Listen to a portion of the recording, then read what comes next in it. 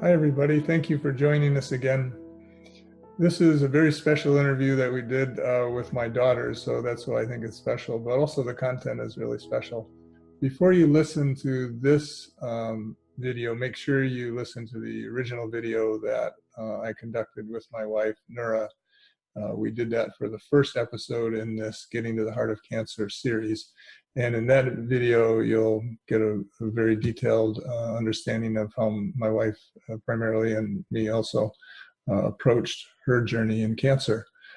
This video is really focuses on our two children and how the cancer diagnosis affected them and how they mobilized to really support Nura in her journey and secondarily support me. One daughter, who will be in the upper left-hand corner of your screen, is daughter Sarah. Sarah Laird lives in North London with her husband Ibrahim and our 11-month-old son, baby Isaac. The second daughter will be in the upper right-hand part of your screen, and her name is Camila, and she's an attorney in Oakland, California, and specializes in trusts and wills and conflict resolution, and as a lawyer works as a mediator and also works with mental health professionals in order to create outcomes between parties that aren't based on contesting and fighting, but are based really on mediation and consensus. Both my daughters are healers, so they had much to bring to support us in the process. And let's get started. Our whole family of 4 is here. So I want to start the interview.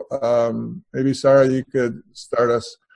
Just share a little bit with the viewers what it was like. First of all, where were you when you heard about the diagnosis that Mom had, and what that walking was like for you in the early weeks? Sure. Thanks, Dad. And hi, everyone who's watching this. We're grateful you could join us. When I first got the news about my mom's diagnosis, I had just moved like my final suitcase to England to live with my newly betrothed husband. And the moving process took at least 6 months of back and forth and moving everything over here one suitcase at a time. And I was kind of finally starting to feel settled. And then it was actually in the middle of the night that I woke with a start and I heard my mom screaming my name. And I checked my voicemail in the middle of the night, which I don't normally do. I just knew something was wrong. And I had a message from my dad saying, "We have something we need to tell you, call us back." So with the time difference being what it was, I went the entire day not knowing what was going on, but knowing that something wasn't great. And yeah, that was a scary time. I remember just trying to keep the faith and know that everything was going to be okay no matter what it is. But also just kind of oscillating back and forth between trying to have a good day, but also being really worried and trying to keep that in check. I didn't want my own darkness and negativity to take over. I was trying to stay centered in my heart, but I was definitely experiencing a lot of fear. And then I got to speak to them later that day, and I got the diagnosis. And then I was really sad. And I really wanted to be home with my family, but I also wanted to be with my new husband. So I spent the next many, many months feeling very torn about where I should be and really questioning the timing of everything and why God would have me marry this awesome guy and then have my mom, who I totally love, get this major diagnosis halfway around the world.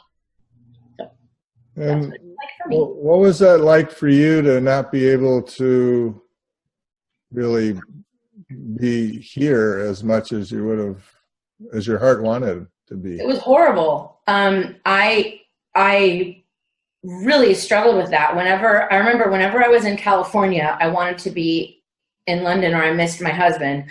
And whenever I was in London, it just felt horrible to be away from my family. There was so much to be done. Just around the house and medically and research-wise and just logistically and emotionally.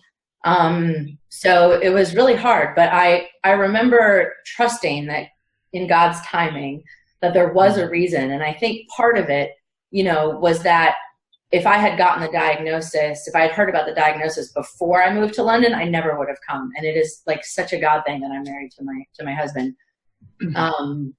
And he helped support me. We got flight miles from people that helped us go back and forth. It was like God provided for us. But yeah, my heart was split for many, many months. That's how it was. Of course. I remember. Yeah. Camila, you lived and still do live relatively close, like an hour and a half away. What was it like for you when you heard about the diagnosis, and what happened inside you? I remember that at the time I received a call from you with the diagnosis, I was in San Francisco with my partner, and the first thing that I felt was shock. I was absolutely shocked that Mom got cancer, and I had all these preconceived notions about who would get cancer and who was likely to get cancer and who was unlikely to get cancer. And a lot of it had to do with both external health, lifestyle health, and internal health, spirituality and meditation and things like that. So my mom was literally the last person I thought would get cancer on both those fronts. She eats all organic, she works out, she meditates every day, she prays every day, she doesn't drink, smoke. It's like she's a very healthy lifestyle person inside and out. So shock was definitely the first emotion for me. And I noticed looking back on it that I really mobilize into action when I'm in shock. So I had a partner at the time, my fiance, who was a caregiver for her grandma. So she was extremely well versed in the world of caregiving and very, very passionate about caregiving. So I was incredibly grateful to have her as my partner during that time, because she and I both mobilized immediately. Like, what needs to be done? How can we help? How can we support? And she offered to come up to where you guys live, where my parents lived, and to support. So pretty quickly we got in the car and I went up to the hospital with my partner, and I was totally still in shock. One of the things that you and I had in common was a sort of a sense in this whole story that cancer was a death sentence. Yeah. How was that for you in the beginning? Yeah, that was immediately the thing that I thought, which was, I don't know exactly how old your mom, 67 or so when you were diagnosed? And having a mother who was really healthy, it was like I wasn't at all mentally or emotionally prepared for her death. That just wasn't even on my radar. There had been no prior health issues in any way. So what was in my face immediately was, oh my God, I might lose my mom. And that was the walking that I went through. And actually it was beautiful. I guess this is one of those unintended benefits where I got complete with my mom in the time that she had cancer, meaning I had all the conversations I needed to have with her to be at peace with her passing. And that wouldn't have happened, otherwise. And to go back to what you said, through this experience, I definitely learned that cancer is not a death sentence. And it was such a beautiful healing process for all of us. Now I have a different way of looking at cancer, that I know people can get through it, and I know it can bring families closer, and I know it can bring healing and love that is a higher level of healing and love than was present before the cancer happened. Thank you. I remember you also said that, what word did you use? Like biological imperative to come help, because you were in a different situation. You lived closer than Sarah. Yeah. So I pretty quickly rented out my place in Oakland and moved into my parents' house. It was about an hour and a half away from Oakland, out in the countryside. I was lucky that I had just finished a job, so I was on unemployment, and I was figuring out what I wanted to do next in my career. So it worked out serendipitously very beautifully. So I literally was living with mom and dad, full-time caregiving for mom with my dad. We partnered up and made a really dynamic, awesome team. And what I felt that you just said was literally the way that I would describe it is a biological draw to care for my mom. And I'm not a mother, but I know that's how mothers feel. It's like you do anything for your kid. You jump in front of a bus for your kid, and it would be automatic, instinctual. That's just how the mother's brain chemistry and emotional chemistry is wired. And I didn't know that was true in the inverse, but that's what I felt. It was like, I have to care for my mom. There's no other way I could do this right now than be there for her all the time. And I would not have predicted that that's how I would have felt at all. But it was natural. It was beautiful. It overcame me in a really wholesome way. And I was living with mom and dad, caregiving for mom for several months. And that was the focus of my life. Yeah, that was a beautiful blessing for us. So before the interview, I think we thought that Mom Nura, who's I think in the screen from time to time, is going to be primarily listening. Babe, I encourage you to step in if you have anything you want to contribute or not. I think you said initially that you just want to listen, but if the viewers are wondering, that's how it's been set up so far. But we'll see what happens. Is there anything you'd like to say in the moment? No. Nothing. Camila's saying, say hi to people. Oh, I couldn't read it.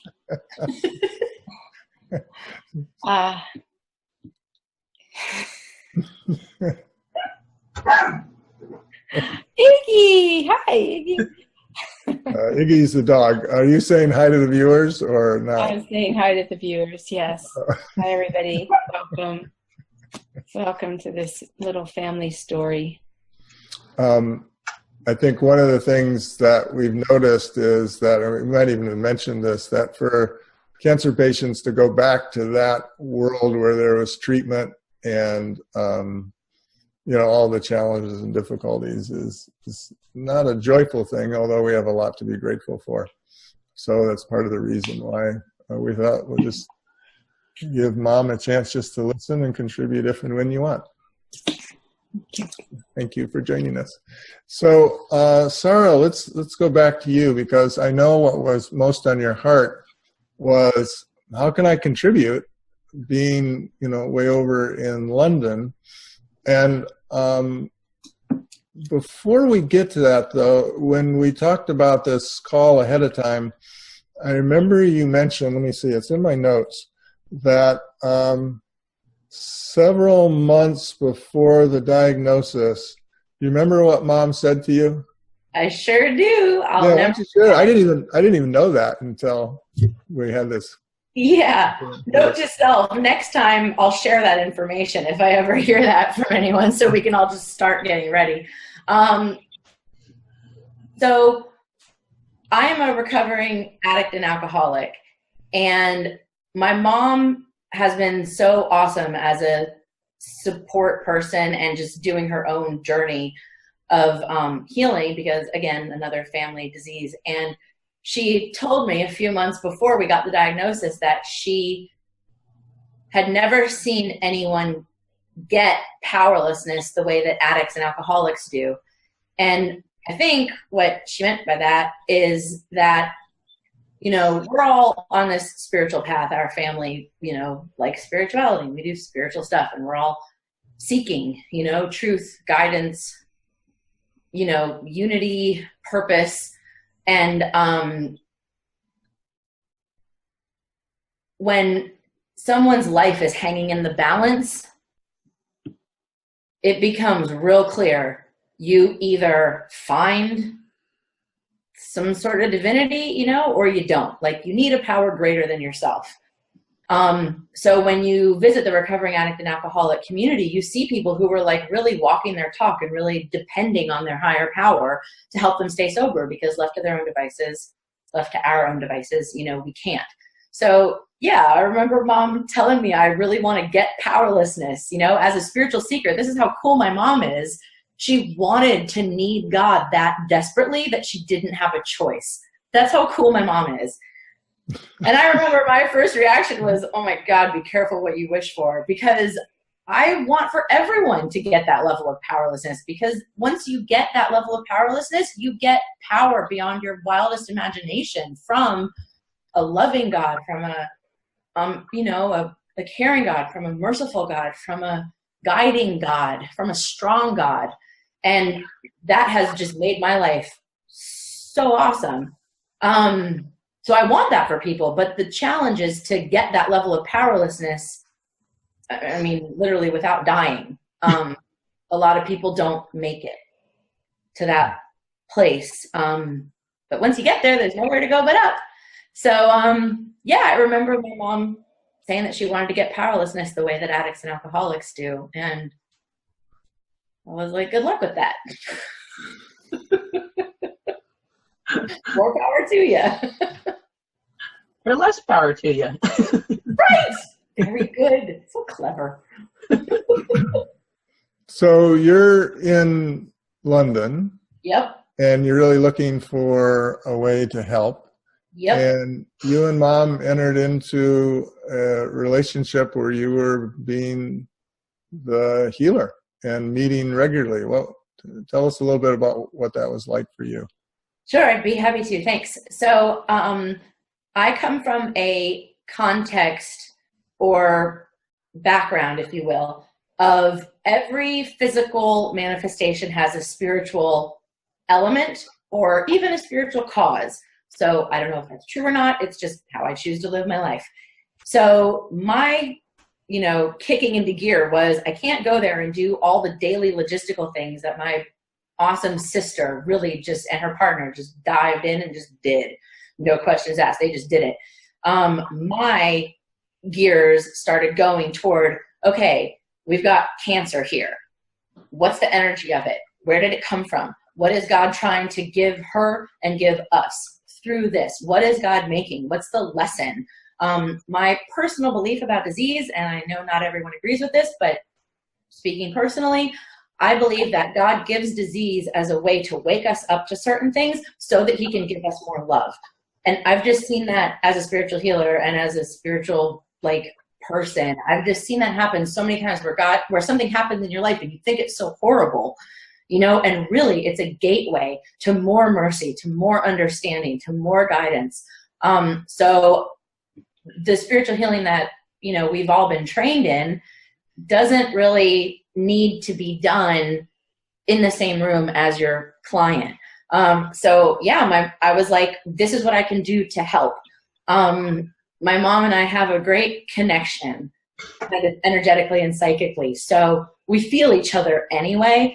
And we just decided to really exploit that basically. And I was so honored that she trusted me and was willing to ask me for help. I have this kind of fearlessness, about darkness. I think probably because of my own journey with darkness, I've had to confront some really horrible stuff within myself. And that has put me in a unique position to not be afraid of it.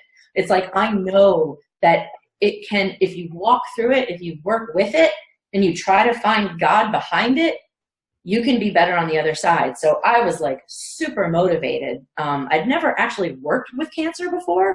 So I was nervous a little bit as a professional, but as a daughter, I was totally willing to do anything.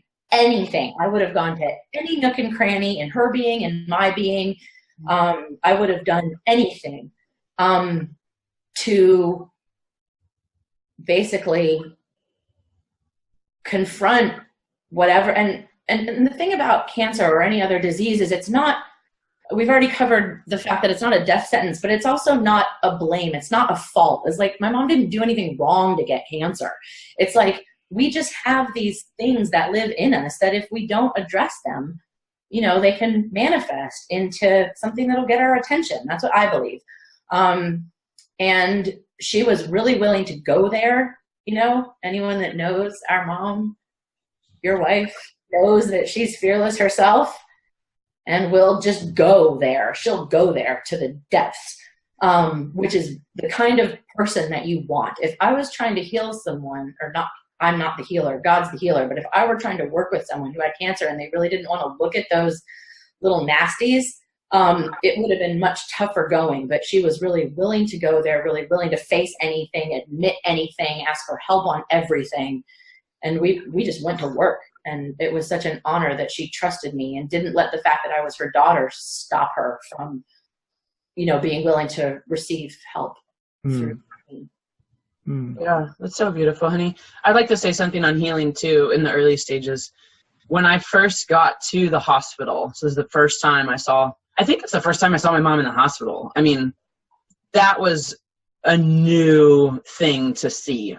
My mom debilitated or medically under care. So I get to the hospital, whole new site, new world. I was like, whoa. My family's not super into Western medicine. We're going to be in the acupuncturist office before the doctor's office. So we didn't grow up with hospitals. So it was really a shock and a new sight to me. And what I remember walking into in one of the early hospital visits was you, Dad, doing healing with Mom in the hospital room. And it was deep. Like there was major, huge things happening and major, huge things moving.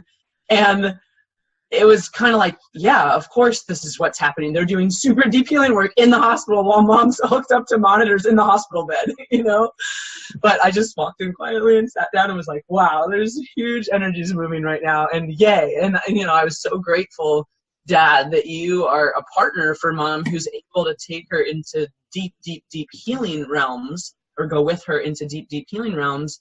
And, listening to you just now, Sarah, such a gift that both of you guys were able to contribute so deeply in that way. And I'm sure, absolutely positive that both of you doing deep healing work with Mom is absolutely one of the major reasons this went the way it went so positively. Well, I remember when you came into the hospital that, there was no time to explain what had happened. We were just in the last part of the healing where it's really the light is coming in. And I was so grateful that you just looked, you got it, and then you just stepped right in to support the whole process. There wasn't any need for dialogue or talking. I was like, wow. I mean, yeah, on the one hand, it was shocking for you. On the other hand, you just stepped right in and did exactly what was beautiful and helpful. Yeah, you trained me well. We're raised in a family where that's the normal. Of course you're doing healing work. Of course I'd walk in and hold space and know exactly what's going on. Well, it was, given what you just shared, how shocking it was for you, it was beautiful that you could contain all of that. Be in alignment. And then that actually makes me think of the time when you asked me, if Mom died, how would you be? Yeah. And I think I started out by saying, well, I thought I'd be okay. And then I just felt, no, I have a lot of tears and sadness and terror on this. I just made a decision. I'm just going to let it all hang out, which I don't know if you remember that, but I just sobbed and sobbed and sobbed, and you were there. And what was that like for you to have a father who did that? Yeah. So I feel when I look back on my life, the different parts of my life and how absolutely perfectly they line up into this beautiful puzzle. The time period that I was with my ex-fiance was 2 years, and it was exactly within that time period that Mom was diagnosed with cancer and healed from cancer. All of that was within those 2 years. And my ex was so dialed into the caregiver world because she was a caregiver herself, and she literally started a business around caregiving. And her focus was on the caregiver support because so much of our healthcare world is focusing on the patient, rightfully so. But then the caregiver gets really burnt out and doesn't have support and doesn't have awareness that they have needs too. So I was super dialed into what are Dad's needs. He's 150% focused on Mom's needs, and he's not doing good focusing on his own needs. So I was tuned into, how does my dad need sleep and food, and when can I relieve him from the duties that he's doing? How can I help him with medical research and things like that? So I was the bug in his ear that was always, are you taking care of yourself? Is there anything that you need right now? And I do remember that instance where I asked you, we were still looking at it as debt. Like, what if we lose Mom? And how are each of us going to be if we lose Mom? And so I was most concerned with you, Dad, because obviously, like, Sarah and I are going to probably lose our parents and live through it. And we have our nuclear families and our support systems, et cetera. But you guys have been married almost 50 years, and you're so much a part of each other's lives. You're integrated in your personal lives and your business lives. You know, you're very much one being in a lot of ways. And I was very concerned for how you would be after Mom died. So I do remember that conversation, and I remember literally holding you while you were sobbing. And I can't say that I've never seen you cry. I've seen you cry a lot, and I appreciate that in you. This was deeper and more. It was the deepest space I'd ever personally held you in. And mostly it was another one of those, like, whoa, okay, this is happening. And then just grounding and holding it, like, wow, yeah, this is beautiful. And this is what grief looks like. And this is what the idea of losing your life partner feels like. Because I haven't been with someone for 40 years, so I don't know what that would feel like. And it was astounding to see the deep love that you have for Mom, and, you know, full of grief, to feel empathetically what it would be like for you after she was gone. And I know now that it would be okay. You know, we had many conversations. That was the first time that nut cracked open. So beautiful, deep experience. I was very, very grateful for that, for sure. Yeah, I think that was the deepest I ever sort of went in terms of that kind of state.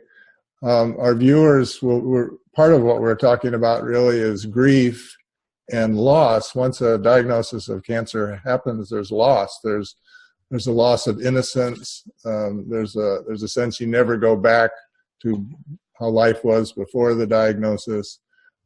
So viewers, you can be very interested in a great interview I had with Frances Weller on grief and loss. So that's coming up in a future episode. It ties in very deeply with what we're talking about.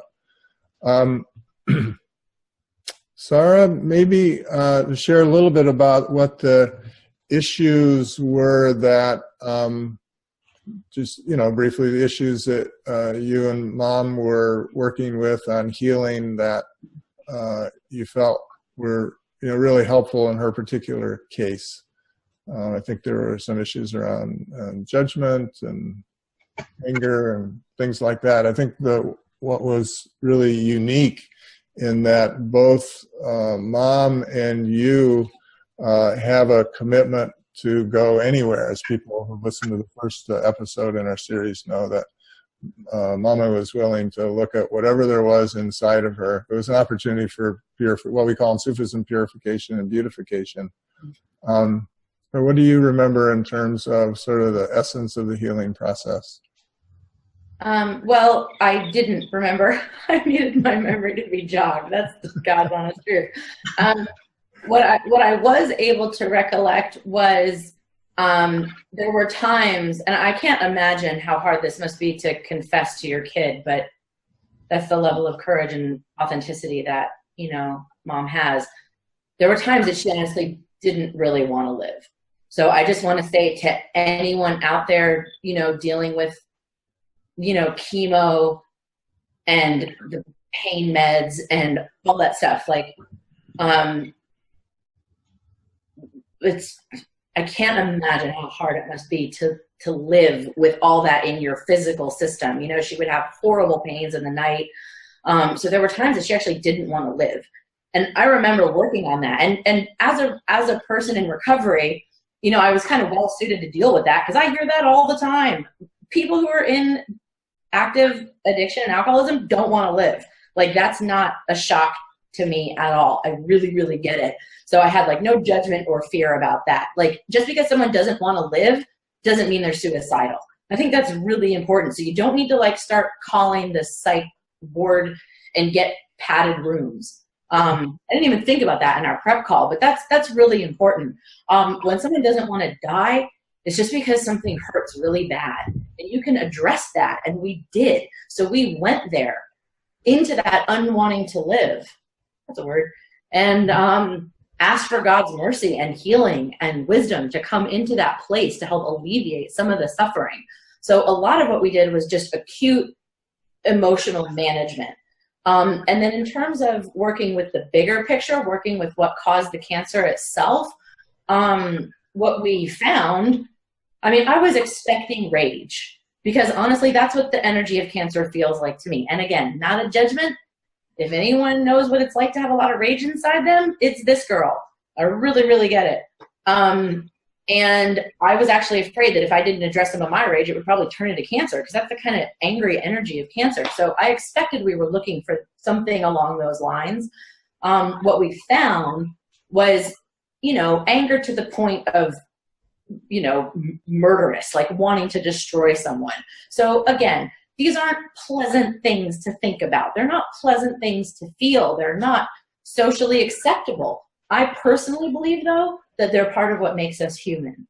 I think we all have these places, and I think there's just nothing to lose and everything to gain from bringing them to the light, asking God for cleaning.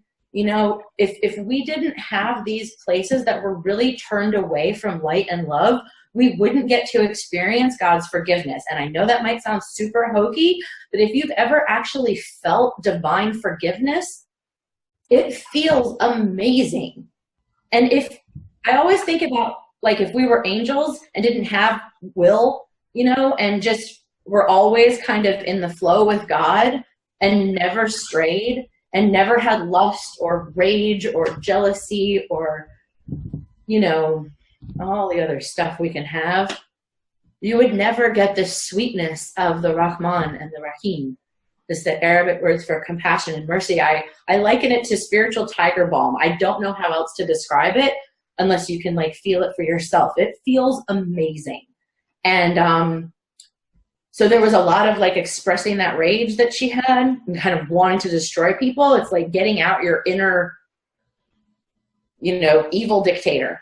And then really asking for healing for that place and asking God to correct, to shift that energy, because there's actually a beauty in that much power, I guess you could say. But when it's being directed for evil, it's not so great.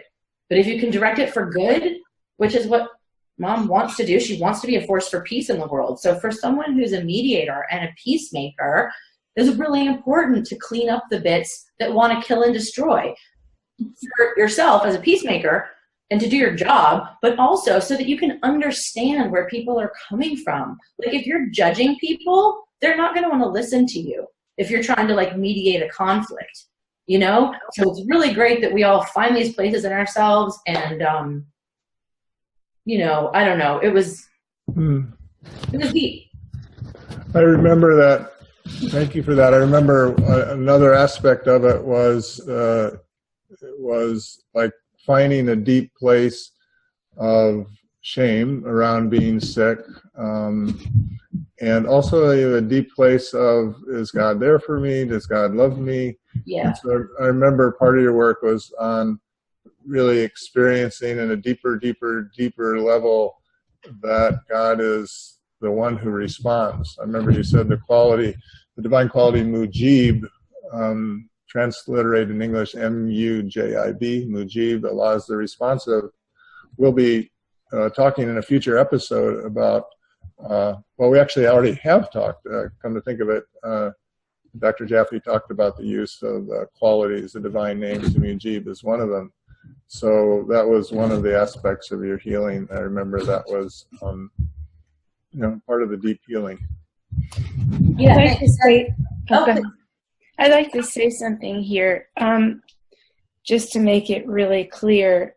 The stuff that Sarah's talking about that we uncovered and that Allah transformed was very deep, and it wasn't conscious. And in a conscious way, my memory during cancer was that I was in a state of love and gratitude almost all the time, which was kind of amazing to me. It was like this God-given state. So there was that, me being in a state of love and gratitude consciously all the time, and then these really dark places, of course, that were lurking inside that we had to dig up and bring into consciousness. That's a really good point. God made it really merciful for all of us. There were so many mercies that came up while we were going through this.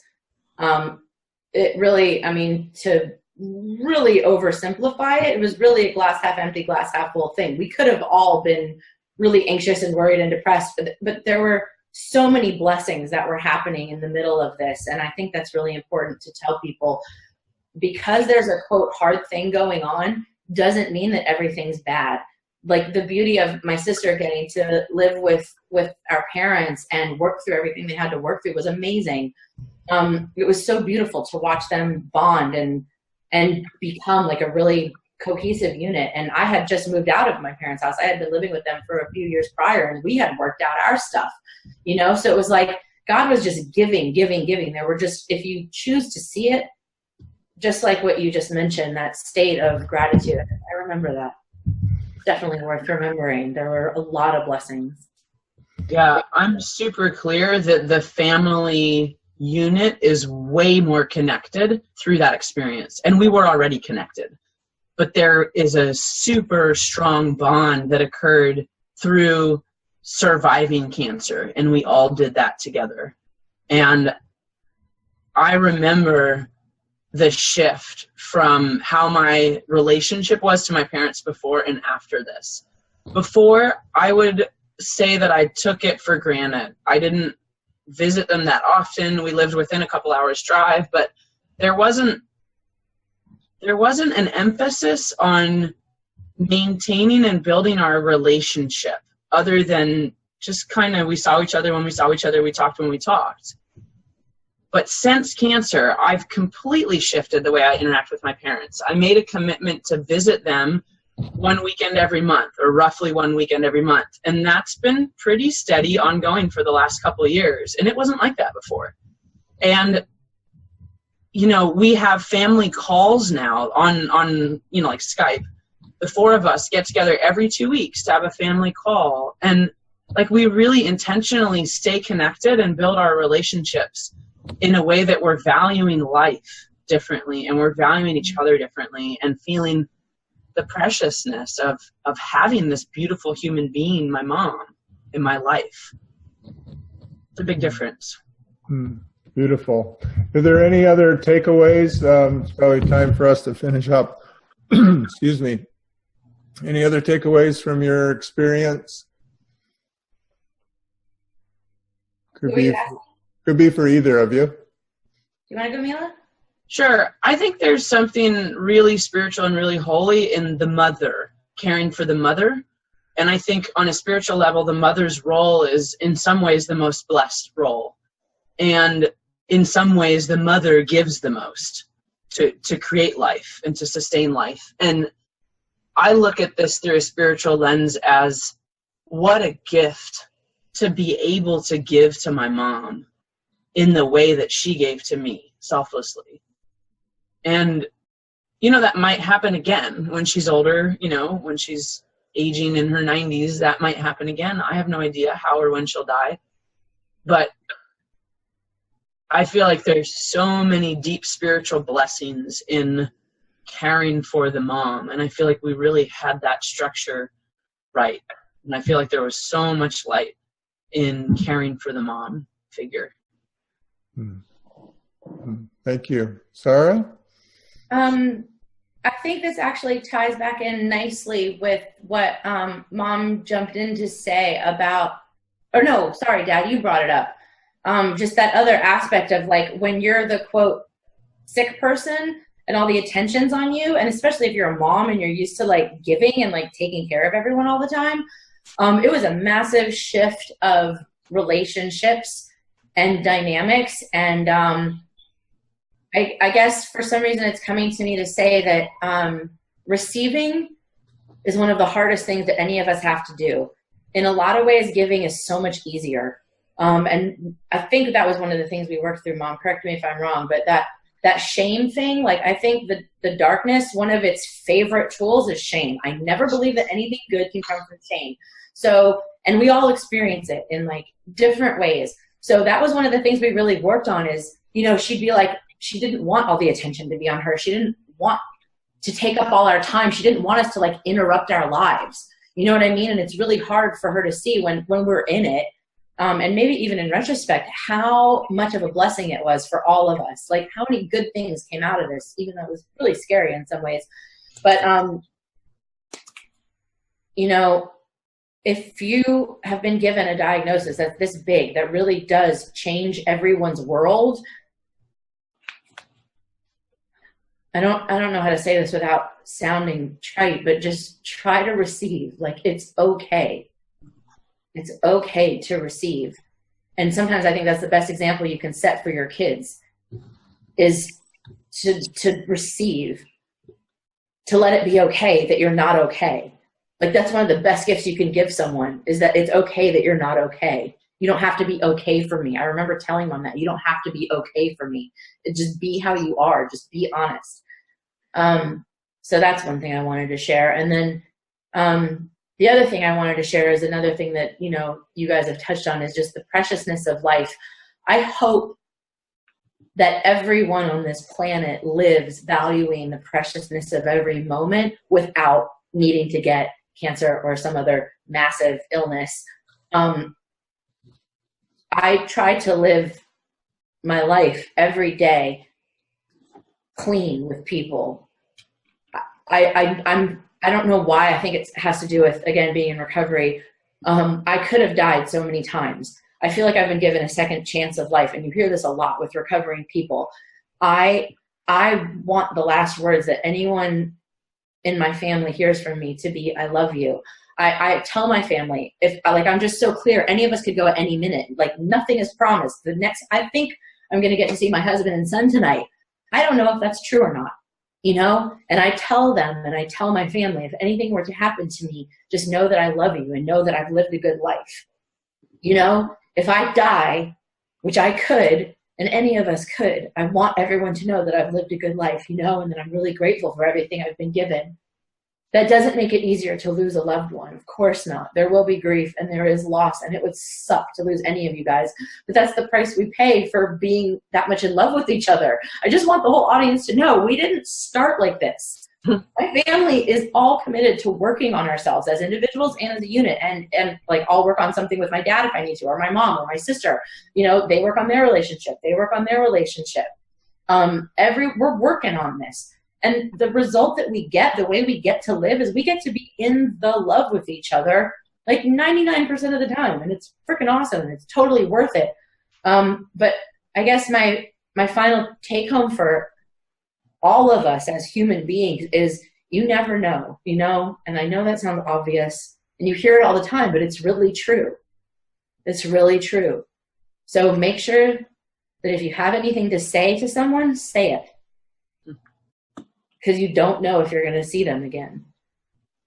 And if the last words we hear from each other is I love you, that's pretty good. Very, very special. Best words to hear. Yeah. Thank you guys both. I'm going to invite our viewers, if you want to follow up with either Sarah or Camila, there'll be a link which will show at the end of the episode, and you can communicate with them, ask them any questions that you have, and continue your dialogue with them. I think we're going to bring this to a close. Thank you guys so much. This was just very special. Thank you. Yay. Thank you, Pop. Thanks, Sarah. Love you all. Love you all. Bye. Well, I hope you enjoyed that interview. My daughters clearly are very insightful, committed, articulate young women, and I have the deepest respect for them. One of the reactions that one of the producers had of this program after watching this particular interview, she commented about how open our family was with communication. Really, nothing was hidden from the cancer patient, in this case, my wife. In her experience, meaning the producer's experience, there have been families who really don't communicate freely and often withhold information from the cancer patient, or people are afraid to express their emotions because it might upset the patient or the spouse of the patient. And it's not for us to say how people should do it, We just find that having communication that's open and transparent really creates more bonding, more trust, there's more honesty, and actually there's a much greater possibility for healing. My daughters have also volunteered to receive any requests that you might have for their guidance, or we all invite you to share your experiences. If you have requests for either daughter specifically, please indicate that when you go to our website, and they will respond, I'm sure, and they look forward to it. And the last thing I'd say is, as you heard, our family really wrestled with is cancer a death sentence, and through our experience, it is another example that far from that, actually, cancer can be a unique opportunity for love and healing and transformation, especially in the family system. So please take to heart what you've heard. Share with us any of your reactions, positive, negative, or whatever, any of your questions, and let's keep the conversation going. Thank you very, very much.